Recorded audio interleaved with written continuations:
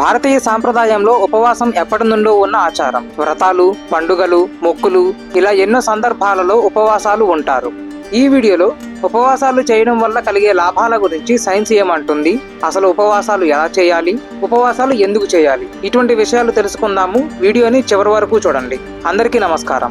మీరు గనక నా ఛానల్ని సబ్స్క్రైబ్ చేయనట్టు అయితే ఇప్పుడే సబ్స్క్రైబ్ చేసి మీ సపోర్ట్ తెలపండి. ఉపవాసం ఉండడం వల్ల బ్లడ్ షుగర్ లెవెల్స్ తగ్గుతాయి. టైప్ 2 డయాబెటీస్ ఉన్న వారికి రక్తంలో బ్లడ్ షుగర్ లెవెల్స్ తగ్గటంలో, ఎవరికైతే బ్లడ్ షుగర్ లెవెల్స్ ఎక్కువగా ఉండి ప్రస్తుతానికి టైప్ 2 డయాబెటీస్ రాకుండా భవిష్యత్తులో వచ్చే అవకాశం ఉందో అటువంటి వారు ఉపవాసం ఉండడం వల్ల వాళ్ళకి టైప్ 2 డయాబెటీస్ రాకుండా ఉండటంలో, ఒకవేళ వచ్చినా కూడా ఆలస్యం అవడంలో ఉపయోగపడుతుంది. శరీరంలో మనకి మేలు చేసే గుడ్ కొలెస్ట్రాల్, హానికరమైన బ్యాడ్ కొలెస్ట్రాల్ రెండూ ఉంటాయి. ఉపవాసం ఉండడం వల్ల గుడ్ కొలెస్ట్రాల్ పెరుగుతుంది, బ్యాడ్ కొలెస్ట్రాల్ తగ్గుతుంది. ఆయుర్వేదం ప్రకారం శరీరంలో పేరుకుపోయిన విష పదార్థాలే ఎన్నో రోగాలకి కారణం. ఉపవాసం వల్ల అటువంటి పదార్థాలన్నీ విసర్జించబడి జీర్ణ వ్యవస్థ శుభ్రపడుతుంది. ఉపవాసం ఉన్నప్పుడు కళ్ళ ముందే ఆహారం ఉన్నా కూడా వెళ్ళి తిను తిను తిను అని అనిపిస్తున్నా కూడా తినము. దీనివల్ల మనిషిలో self control, discipline, self esteem పెరుగుతుంది. స్త్రీలలో ఎక్కువగా కనబడే breast cancer, cervix cancer, lung cancer, stomach cancer వంటి వాటికి వ్యతిరేకంగా PCOS అనే కండిషన్ని తగ్గించడంలో, స్ట్రెస్, డిప్రెషన్, యాంగ్జైటీ తగ్గించటంలో, మనశ్శాంతి పెంచటంలో ఇలా ఎన్నో విషయాలకు ఉపవాసం ఉపయోగపడుతుంది.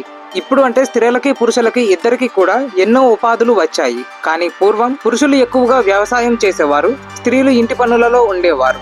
ఇప్పటికీ ఎంతో మంది అలా ఉన్నారు. ఇప్పుడు అంటే అంతా మైక్రో ఫ్యామిలీస్, న్యూక్లియర్ ఫ్యామిలీస్ అయిపోయాయి. అప్పట్లో అన్ని ఉమ్మడి కుటుంబాలే. అప్పుడే ఇంకా ఎక్కువ పనులు ఉండేవి. పనులు చాలా ఎక్కువే, కానీ వ్యవసాయంలో ఉండేంత శరీర బలానికి పరీక్ష ఉండదు కదా. ఇన్ని పనుల మధ్య స్త్రీ ఆరోగ్యం ఎంతో ముఖ్యం. ఉపవాసం వల్ల ఎన్ని ఉపయోగాలు ప్రత్యేకించి స్త్రీలకు ఎన్నో చూశాము. మన సాంప్రదాయంలో కూడా స్త్రీకి చెప్పినంత ఎక్కువ ఉపవాసం చేయమని పురుషులకు బహుశా అందుకే చెప్పలేదు ఏమో. అసలు ఉపవాసం ఎలా చేయాలి? ఉప అంటే సమీపం, వసి అంటే నివసించడం. అంటే ఒక భగవంతుని ప్రతిమ తీసుకుని గమ్యేసుకుని అంటించుకొని ఉండటం కాదు. మన మనస్సు భగవంతుని దగ్గర పెట్టడమే, దైవచింతన చేయడమే నిజమైన ఉపవాసం. ఉపవాసం నాడు అసలు ఎందుకు తినకూడదు అంటారో తర్వాత చెప్తాను. దానికంటే ముందు నేను ఉపవాసం ఉన్నాను, నేను అసలు ఏమీ తినను, ఏమీ తాగను అని కొందరు కటిక ఉపవాసం చేస్తారు. అలా చేయనక్కర్లేదు. ఉపవాసం ఉన్నప్పుడు ఏమీ తినకూడదు, అది సరైనదే. కానీ ఇక ఏమీ తినకపోతే నేను పడిపోతానేమో అన్నంత పరిస్థితికి వచ్చినప్పుడు కేవలం ఆ పరిస్థితి నుండి బయటపడేందుకు కొద్దిగా తినటం కానీ త్రాగటం కానీ చేయవచ్చు. అలా అని కొంచెం బిర్యానీ తింటాను అని కాదు. కేవలం సాత్విక ఆహారం అంటే ఒక పండు లేకపోతే కొంచెం పాలు వంటివి తీసుకోవాలి. కావాలి అంటే మీకు తెలిసిన పురోహితులను గాని అర్చకులను గాని అడగండి. ఉపవాసం చేసేటప్పుడు ఎందుకు ఏమీ తినకూడదు? మనం తినగలిగి ఉండి, తినటానికి ఆకలి ఉండి, ఎదురుగా పదార్థాలు ఉండి, ఇలాంటి పరిస్థితిలో కూడా ఉపవాసం ఉన్నప్పుడు మనం ఏమీ తినము. పైగా భగవద్ధ్యానం, భగవచ్చింతన వంటివి చేస్తాము. ఇలా ఆకలితో బాధపడుతున్నా కూడా మనం దైవచింతన చేస్తాము.